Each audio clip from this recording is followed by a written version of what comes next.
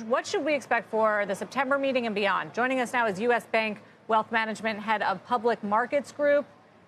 Thank you for joining us, Lisa. So what should investors do here? We've seen this step back in August after strong performance, basically year to date. Do you think this is the start of something more pronounced? Well, Sarah, we're really in a neutral position right now on the U.S. equity market. And the reason why is, as you guys have been discussing, there's both really a balance of puts and takes on the market.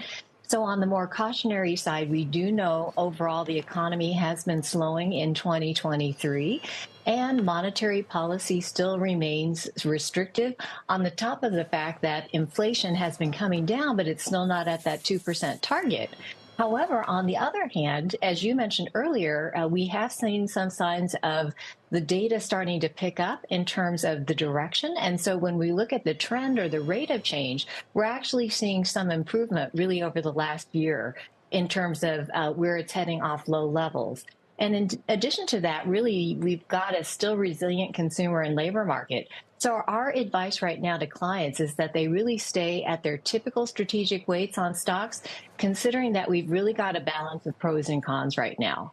But the question is, does that acceleration in growth that we're seeing lead to a new wave of inflation? And that's really the key, because if it's growth and that just picks up earnings estimates, that would be a bullish sign for the market. You're right. In terms of inflation, certainly we've got this real issue with the last mile. And while we've made a lot of nice progress since June of 2022 in terms of price pressures coming down, that remaining leg to get again down to the Fed's target may be more difficult.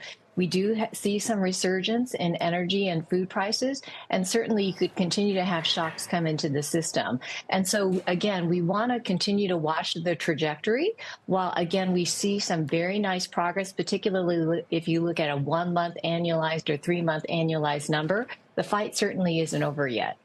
Lisa, you talk about investors keeping a balanced allocation or their target allocation in place right now. Talk about the fixed income piece of that, because we look at yields rising, real yields rising, inflation-adjusted yields also going to the upside.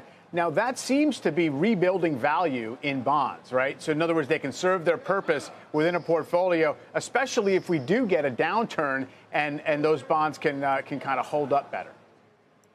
Yields certainly are very attractive and is really starting to show increasing compellingness. Obviously, we had yields on the shorter end really move up over the last several months. And now with the recent move on the long end, you've really got some nice spectrum across the maturity curve.